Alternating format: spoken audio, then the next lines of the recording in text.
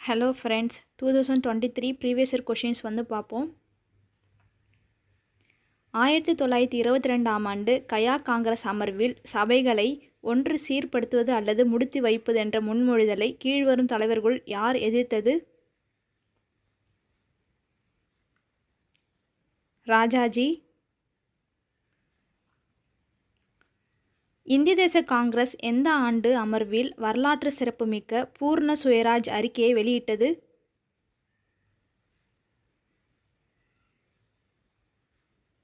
ஆயிரத்தி 1929 லாகூர். இந்தியாவிற்கு சுதந்திரம் தர வேண்டும் என்ற தீர்மானத்தை காங்கிரஸ் காரிய கமிட்டி டேஷ் சந்திப்பில் நிறைவேற்றியது?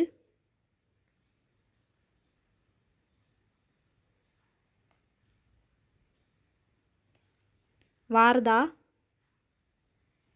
27 டிசம்பர் 1911 தேசிய கீதம் முதலில் இந்திய தேசிய காங்கிரஸின் டேஷ் அமர்வில் பாடப்பட்டது?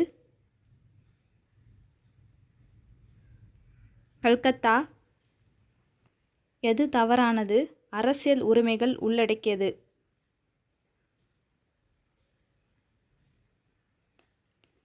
மூணு மட்டும் தவறு. இந்திய அரசியலமைப்பின் விதி 19 எத்தனை அடிப்படை சுதந்திரங்களை உத்தரவாதம் அளிக்கிறது? 6. 1953 நிறுவப்பட்ட முதல் பிற்படுத்தப்பட்ட வகுப்புகள் ஆணையத்தின் பெயரை குறிப்பிடவும். கால்லேல்கர் ஆணையம். எந்த அடிப்படை உரிமை சட்ட உரிமையாக மாற்றப்பட்டது?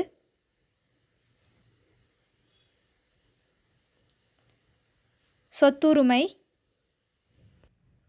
எந்த மனு நாங்கள் ஆணையிடுகிறோம் என்ற பொருளை உணர்த்துகிறது?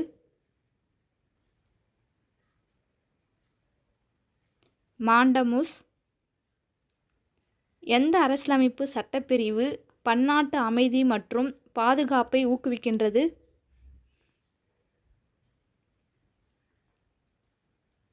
விதி 51. இந்திய அரசியலமைப்பு சாசனத்தின் வழிகாட்டு நெறிமுறைகள் டேஷ் போல் தோற்றம் அளிப்பவை ஆகும். அறிவுறுத்தல் செயற்கருவி 1935. இந்திய அரசியலமைப்பு விதிகள் 38, 39, 41, 42 மற்றும் 43 டேஷ் கொள்கையை வெளிப்படுத்துகின்றன. சமதர்ம. தவறான கூற்றை கண்டறிக. விதி 41 மட்டும்.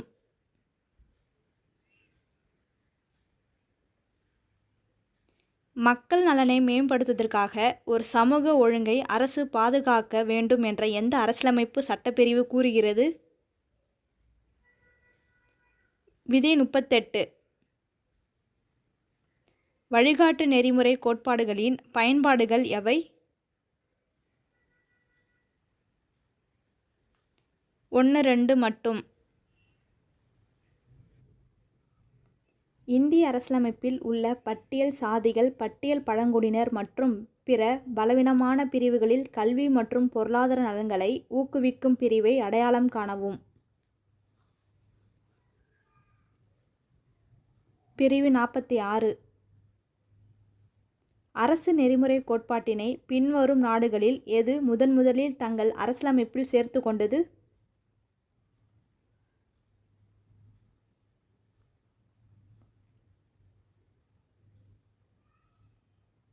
ஸ்பெயின். குடிமக்களுக்கு பொது சிவில் சட்டத்தை பற்றி கூறும் அரசியலமைப்பு விதி எது?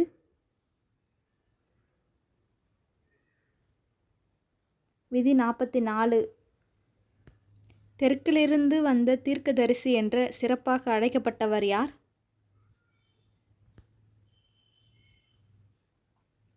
பெரியார். மன்னனின் கற்றோன் சிறப்புடையன் இப்பாடல் வரிகள் இடம்பெற்ற நூல் எது? மூதுரை. மருந்தே ஆயினும் விருந்தோடு உண் என்ற வரி இடம்பெற்றுள்ள நூல் எது?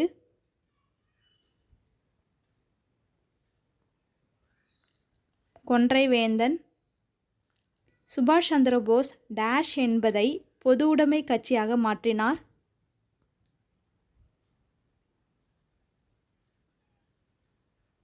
சாம்வாதி சங்கம். பொறுத்துக. மஞ்சள், ஈரோடு, வீணை, தஞ்சாவூர், மலைப்பூண்டு, கொடைக்கானல், கண்டாங்கி சேலை, காரைக்குடி. ஐபாப் திட்டமானது வயதானவர்களுக்கு எதை கொடுத்து தரத்தை மேம்படுத்துவதாகும்? தங்குமிடம் மற்றும் மருத்துவ பராமரிப்பு.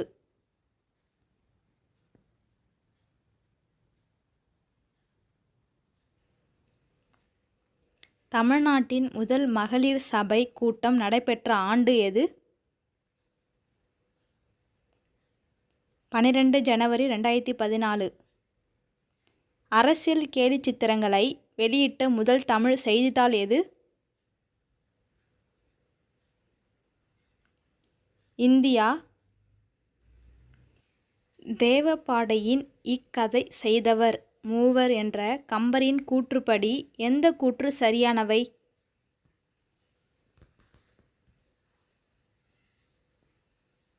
தேங்க்யூ.